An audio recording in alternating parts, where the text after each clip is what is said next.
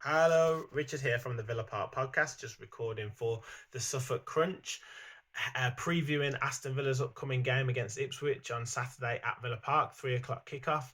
And yeah, it's a game I think that Aston Villa fans and players will be going into with a lot of confidence. Obviously, we're just talking on our preview, so make sure you check that out on our channel about kind of the last Premier League game we had was a disappointing defeat against Wolves where Villa didn't really turn up at all and Wolves really played us off the park and that was a real disappointing game. But we had the Tottenham FA Cup match in between that, and it was such a barnstorming performance from Aston Villa, such a real positive performance. Morgan Rogers was excellent, Jacob Ramsey was fantastic, and so many attacking players doing really well for Villa that really leaves Aston Villa fans in a much more positive frame of mind because we also not only had those players performing on the pitch, we had Marco Asensio making his debut, Marcus Rashford making his debut as well, and yeah, there's a lot more positivity around Aston Villa, and almost Unai Emery's got an embarrassment of riches now to pick from with his attacking players in particular.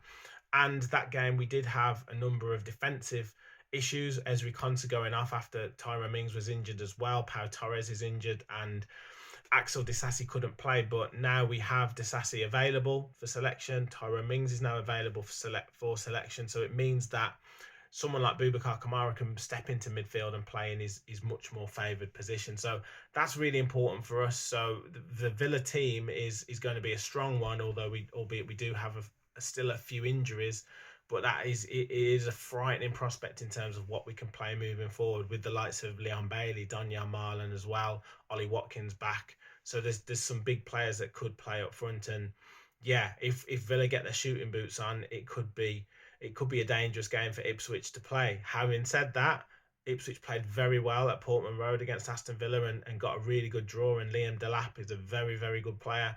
He can cause us a lot of problems as he has done for many teams this season. And even though he's many times up front by himself, he does cause a real headache for a lot of defenders and takes his opportunities when they come. So Villa don't keep clean sheets. So I think that's a big opportunity for you guys to get goals and potentially shut up shop if at all possible for you. And that I think is a really good opportunity for you to maybe cause us problems.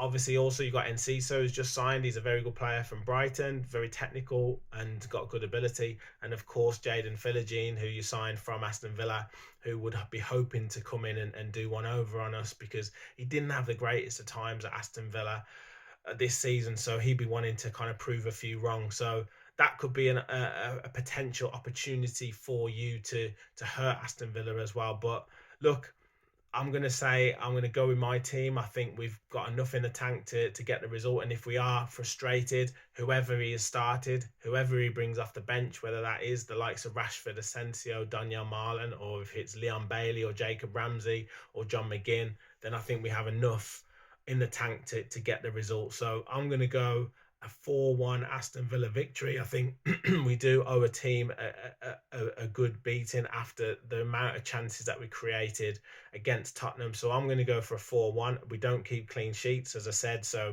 I do think you'll get a goal.